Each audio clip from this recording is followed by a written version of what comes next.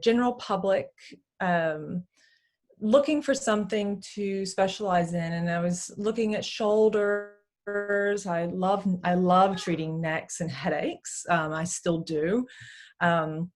I, worked in sports before I was a physio. I was an athletic trainer in the United States, and I worked with sporting teams and Olympic teams and different fun things like that. It was very fun. Wow. But the older I got, the harder it became to put up with some of the behaviors. So I decided to become a physio, and I was still in my early 20s when I decided to be a physio. So I came over to Australia. I'm from Texas. I came over to Australia and got my master's of physio at UQ. Okay. And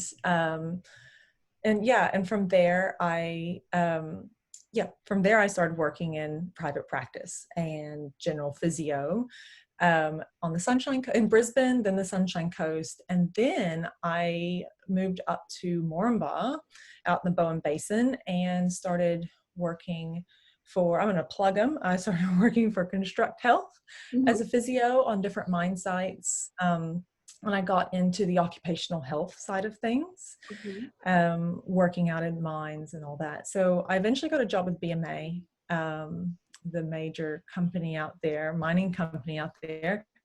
And I worked with them for 4 or 5 years. I still do some work from them from time to time, doing some case management.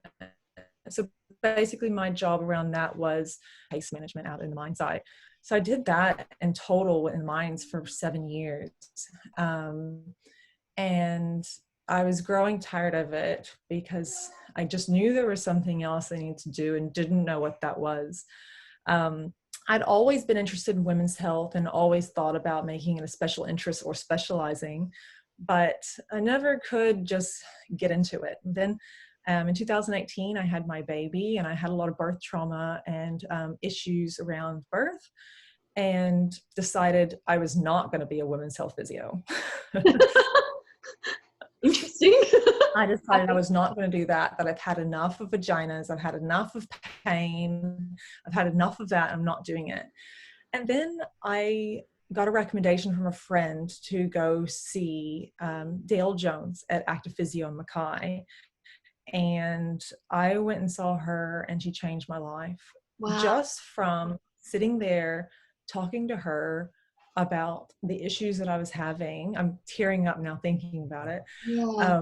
Talking to her about the issues I was having. She was so patient and kind, and she heard my story, and we did the exam, and the internal exam, and she said, look, you have these issues, but you don't have these issues, and what you do have, we can work with. And it was just healing. And even though I hadn't done a single exercise, I left there a completely new person, and I left there going, this is what I want to do. So I looked into the extra courses that you do around physio, and there's a whole bunch of different pathways. There's the titling pathway, there's the master's pathway, and then there's the special interest pathway, which can lead into the other specializations, the title and the master's. And as I have a 2-year-old, he's now 2, as I have that going on, and the kid was younger before he was 2, which makes sense. And starting a business and running a household, and I have a husband too, they're hard work. And we live on 5 acres. I decided, no, I'm going to do the course pathway for now and work into either the titleist or the specialization through the master's degree. So right now I've done the basic course. I've done a course in anorectal studies, an advanced course in anorectal. I'm taking a course in prolapse at the moment, even though your basic course does cover a lot of that, but I'm taking a course in prolapse and pessary. That was supposed to be this weekend, but it got moved because it's a face-to-face. It got moved to July. So hopefully we can do that. And in June, I'm taking a course, an advanced course in exercise and pelvic floor. I've also done courses in um, women's health and nutrition. Yes. Yep. And I'm currently signed up, and I haven't started it yet. It's luckily it's a 4-week course, but you can do it as you need to. So you can do it over a year. I've signed up for a course of the vaginal microbiome. Wow, that sounds fascinating. Like we It's don't very talk fascinating. about a lot, you know, what we're talking about right now and what you just talked about your own personal experience. It sounds so empowering. And when we think about us as women, we don't really talk much about our privates. We don't talk about that, our vaginal issues, what happens post birth as we begin to age. So, Yeah, we tend to discuss those things, and then we pass them off yes, as this is normal. This is what happens after you have a baby. This is what happens with age. Or, when I jump, I leak, and that's just normal because all the other women in my group, in my group do. mhm. Um, and when I hear those stories, I go, they don't have to. They don't have to. Come Wow, see me. Come see, go see Dale. Go see Lucille. I think her name's Lucille in Townsville. Like, go see somebody who can help you with this. There's not loads of women's health physios around. And when I say women's health physio, I'm talking about someone who's done the extra training, whether that be advanced courses, master's title program, whatever it is. There's not a lot up here. Townsville, Mackay, and me here. A lot of people have women's health training for external and pelvic floor, but man, the stuff we get into is pretty intense. So yeah, you definitely need the extra time. But yeah, we tend to pass off aging, or they've become our new normal, and we just learn to cope with them. And I tell people you don't have to. I have some elderly patients. yeah, I have a woman, she's beautiful, she's 84 years old, yes. um, and she's very aware of her pelvic floor, and came to me with some leaking issues. And I gave her some exercises, and she called me a couple weeks later and was like, "I'm good now. I just needed a little bit of assistance to, Yeah, that sounds figure that." fantastic. That sounds Yeah, amazing that yeah. she could So do. I mean, It she's puts very aware, and the other people are not very aware. But that's what I do. I make you aware of pelvic floor issues or bowel issues. You come to me with a problem, and I go, okay, it's this problem, but we've got lots of other issues.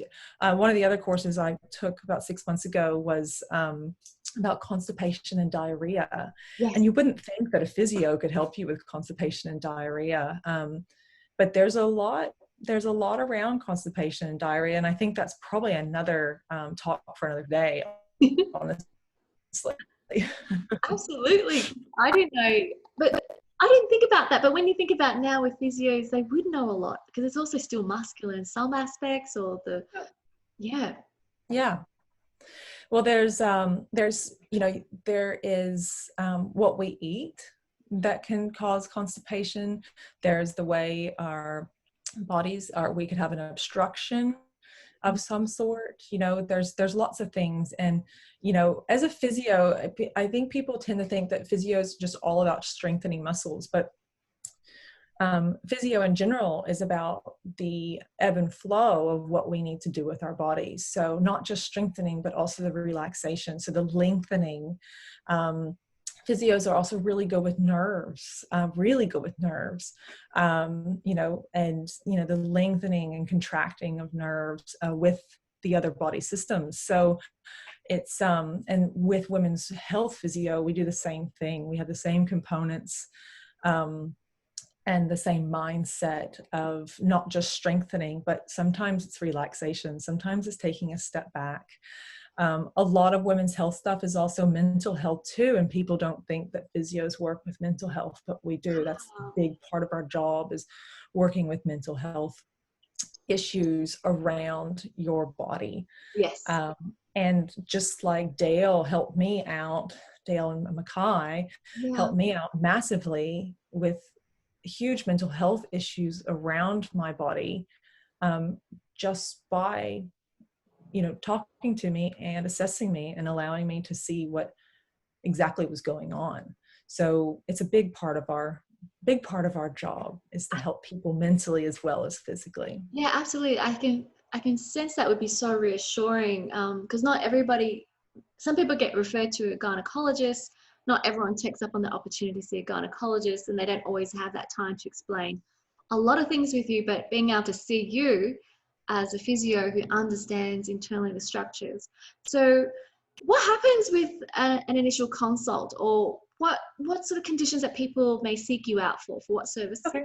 Well, specific. So in the initial consult, now I like to run a 1 hour initial consult. But I noticed I've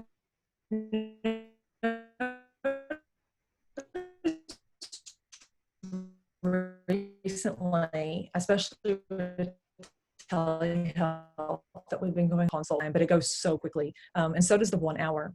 But basically what we do is I get a full subjective history. So a full history about what is going on with your body, past, present, future. If you've had babies, not everyone has seen me that sees me has had babies. So, but if you've had babies, we go through your babies, their current ages and how their birth was.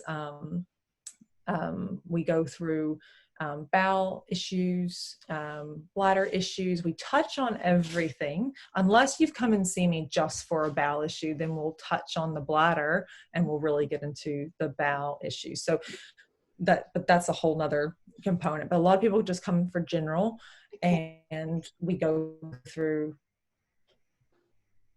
everything. Very comprehensive. And I always tell people, have a drink of water if it gets to time. I have no problem stopping an appointment if someone needs to. So once we get that part, I usually have a pretty good idea. Now, the next part is very optional for people. Not everyone is comfortable with a vaginal, or I'm American, so I say vaginal, or a vaginal exam. Not everyone's comfortable with that.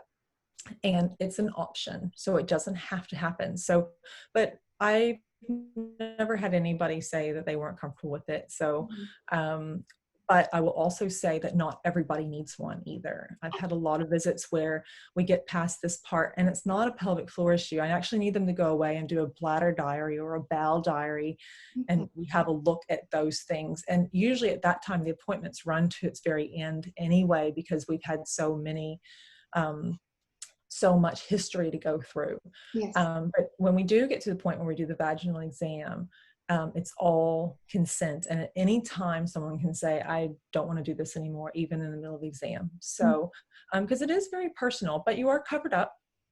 And it's I will say, I have a very lovely gynecologist, but I will say that it is it's way more gentle than that. So basically I go in, and it depends on what you've come to see me for, but I look for a avulsion first. So avulsion is the tearing away of the muscle from the bone. Wow. So I check for avulsion. I check for prolapse. I check the strength and the endurance of the pelvic floor. I will also look for any issues that are really tight, anything that's really tight in there, or won't relax easily. But usually it's about, looking at me, 3-5 minutes that I'm just checking things.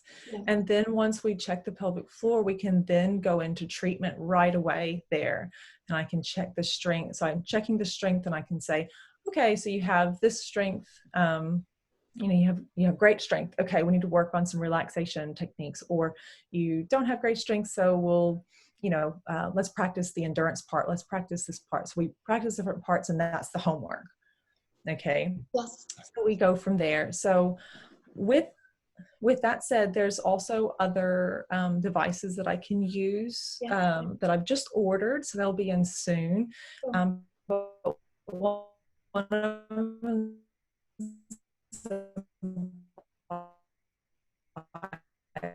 is feedback. Okay.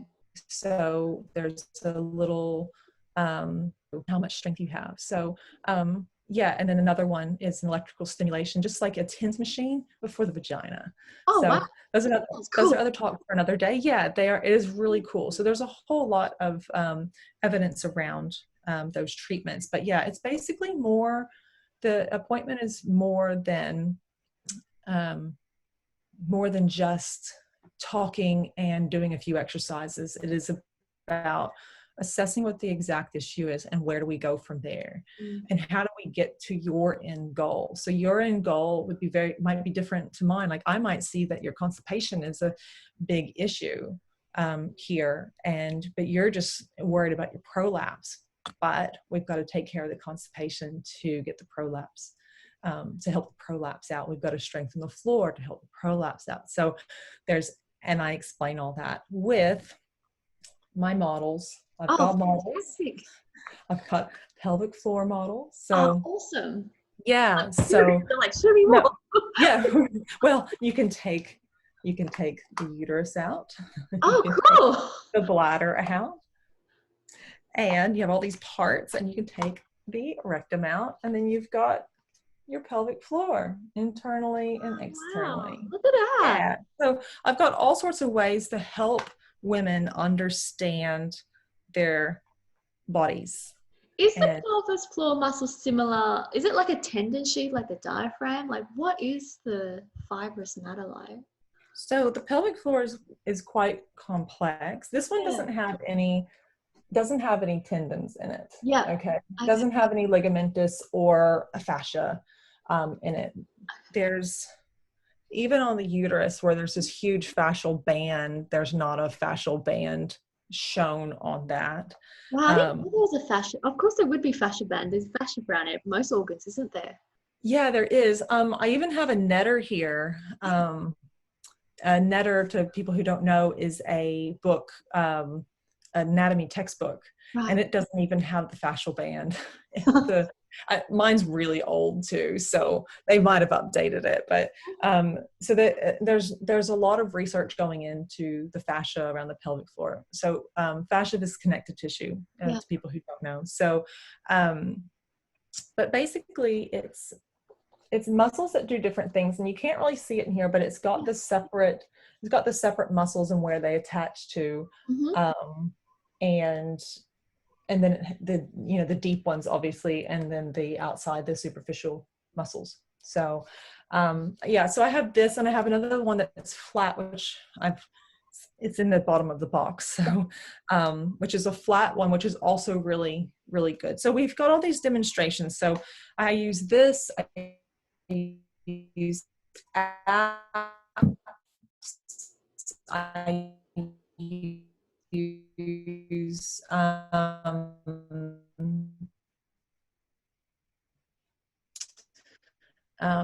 drawings, which are really terrible, but some people might do, and you have a greater understanding for what is actually going on down here.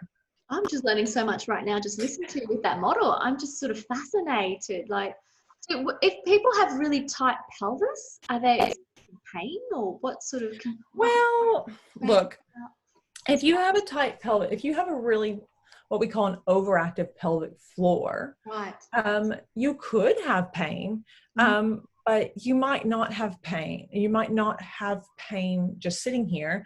You might have pain with sex. You might have pain, right, with putting a tampon in, things like that. I can help with that. Wow.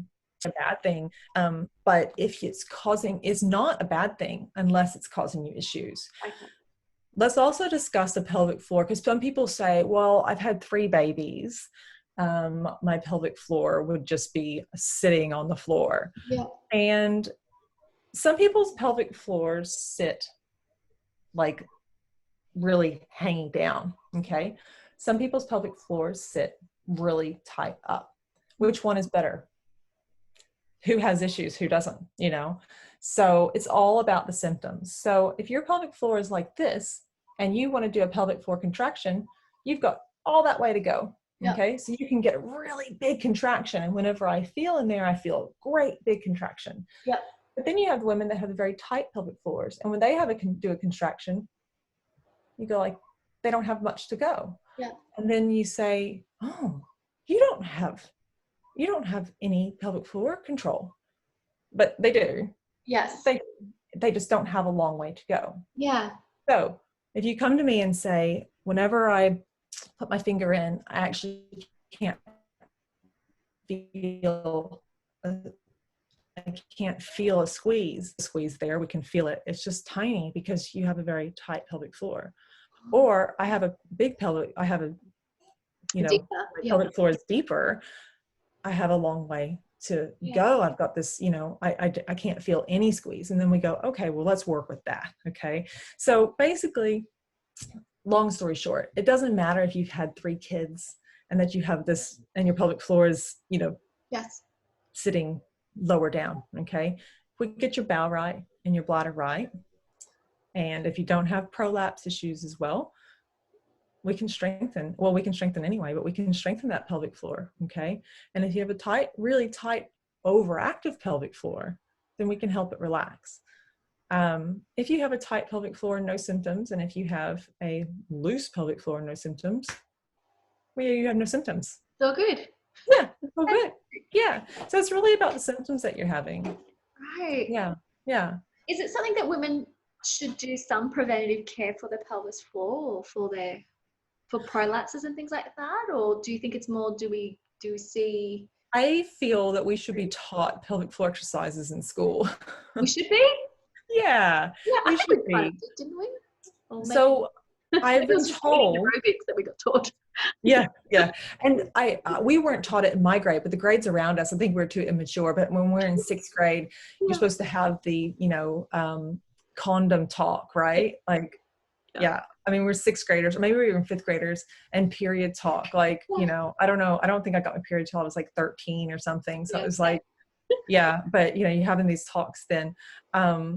So at that time, it'd be a great time to have a very simple view of the men's and women's pelvic floor. Like, I only do women's health because I don't have any education in men's health, even though I could see men for their pelvic floor issues. But I'm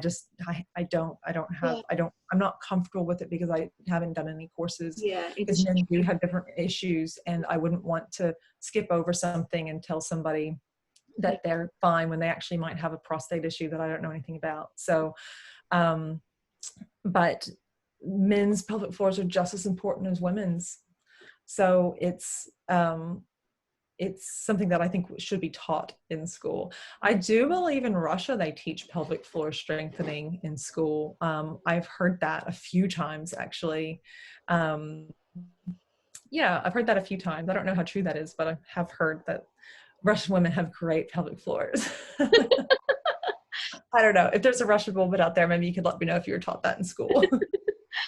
So, and with pelvis floor exercises, is this something that you should be doing? So we should be sort of doing some sort of pelvis floor exercises throughout our whole womanhood. Well, I think the most important one is when you're coughing, sneezing, laughing, lifting, especially lifting. I wouldn't think of lifting. Yeah, you lift your pelvic floor. So you give that a squeeze. So what I always tell people is, if you're in front of the queen and you need to pass wind, what do you do? Okay. That's a great. So that tends to help people lift that pelvic floor instead of pushing down.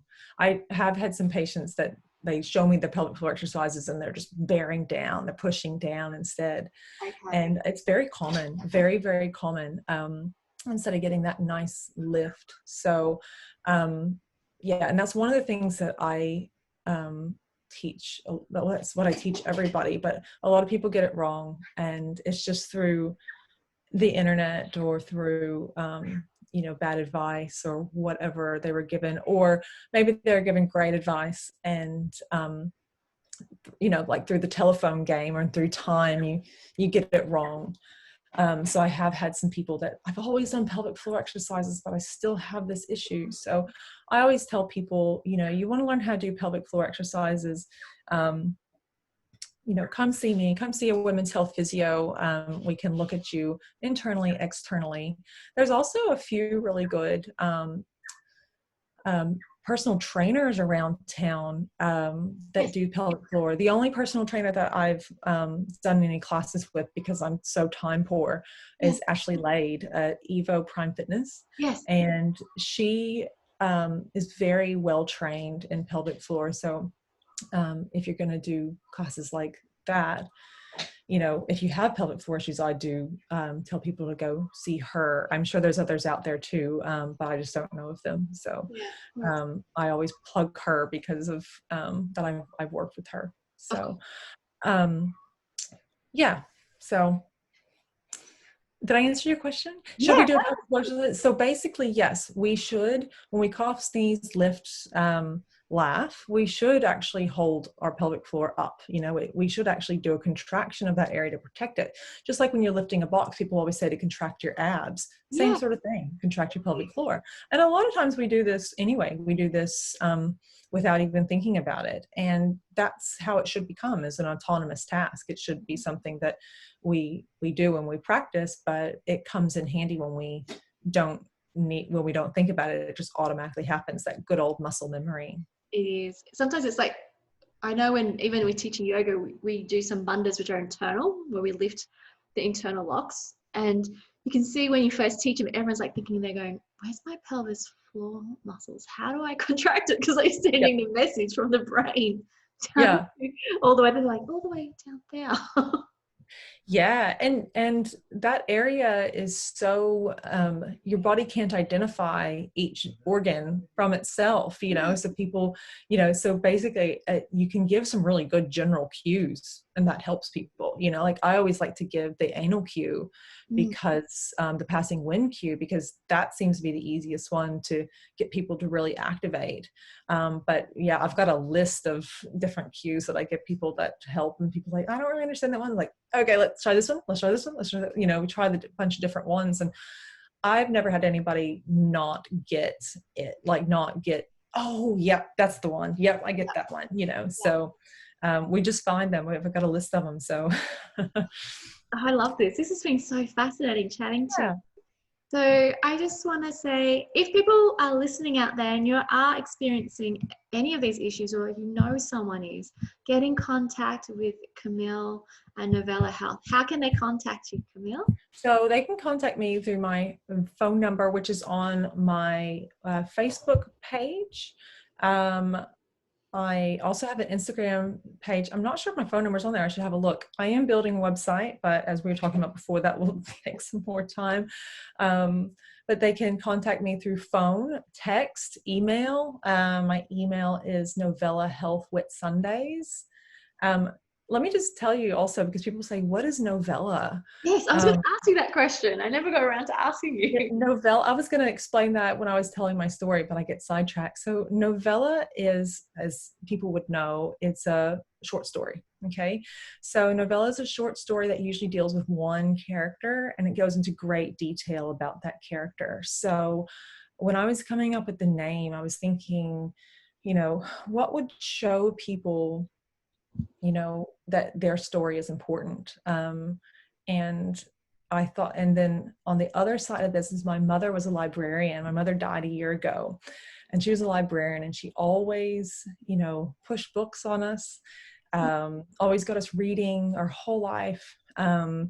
She did that for lots of people, not just her own kids. And as I was coming up with the name, I combined her, honoring her, as well as allowing an open space for people to tell their story. And my slogan is, your story is important. That is so beautiful. That is like, that feels very touching, that connection of being heard. And especially as you hold space for women, because there is a lot of emotions that can come up with what happens with prolapses, or with because it impacts you every day. And there's a lot of shame sometimes, there's a lot of shyness, and a lot of times you may not be heard by other health practitioners for years. Yeah, and to the aid of other health practitioners is, that there's a lot of generalists and they deal with so many issues.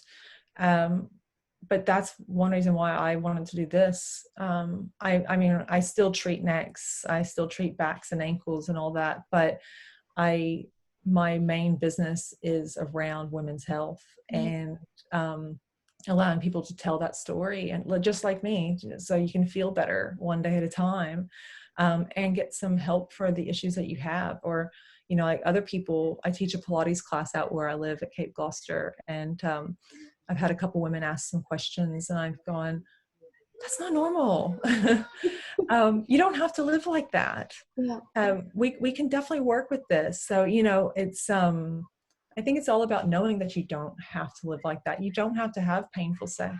You know, you don't have to leak when you jump. You don't have to leak when you stand up. You don't have to leak when you laugh. You know, you don't have to, I've got this really interesting stat.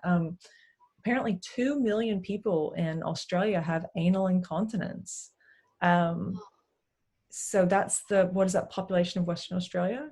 So, you know, there's too many people out there with anal incontinence. You don't have to live like that either. Now, there are some reasons, you know, that you would need to see a lot of reasons why you need to see a colorectal specialist for those. But there are also some ways that the physio can help with that as well. So I would suggest people, like, see your GP. If they refer you to a specialist, see that specialist, and include women's health physio into your package as well. Absolutely. A lot of times with women's health physio, people say, you know, when you see a physio for your neck, you might see them 3 days a week, or for a little while, or twice a week, or, you know, once a week for a while, or something like that. Women's health physio is very different. It's very compliance based. So you see me, and then it's usually a couple of weeks before I see you again, because you either need to do a diary, so I can get some more information about bladder diary, or you need to practice the exercises, or you have a very busy lifestyle and can't get to them, you know. So I usually see somebody once, and then I see them again in a couple of weeks, or maybe a month later. It just depends on your issue and how much time you need to practice. I do remember after I saw Dale, I didn't have a follow-up with her for probably 6 months, because I didn't do my exercises as much as I wanted to do them before I saw her again to get results. So yeah, it's results based and it's compliance based. So I don't tell people you need to see me 3 days a week, because they don't, because there's not a lot we can do. Yeah, usually once, and then 2 weeks or a month later. And then a lot of times I find that women's concerns are, they're getting better from there. And we just do a couple of phone catch-ups just to make sure that they're on the right track. You know, some people see me 6-7 times over a year, you know, so it's not intensive of having to be somewhere. I also tell very busy people with kids, bring your kids. It's your appointment. And if I know that their kids around my kids' age, I'll bring some toys. So, yeah. Excellent. Well, thank you, Camille. No worries. Camille will also be coming into Wellness Centre Proserpine. She'll be coming on a regular basis on Mondays, and that will also start from the end of this month on May 25th. So if you do want to book an appointment, I will post the links to Camille's Facebook page, as well as her contact details, so you can give her a call and book in a session. Or if you have any questions, you may wish to post them on the comments below. You may also desire to also contact her directly. And if you're not in our local area, I believe Camille also can offer you some telehealth consults. Perhaps that might be a way that you can at least ask her a few questions, and she can guide you to where you could get extra additional help if need be. So thank you, Camille, for this. No worries. Sorry about the screaming in the background. No, I've got the lawnmower man at the back. Okay. One of the neighbors are blowing and stuff. So it's just neighborhood. It's just as these kinds of restrictions. So thank you so much. And thank you for listening, guys. And I will catch up with you guys in the clinic later this week. Thanks, Camille. Thank you.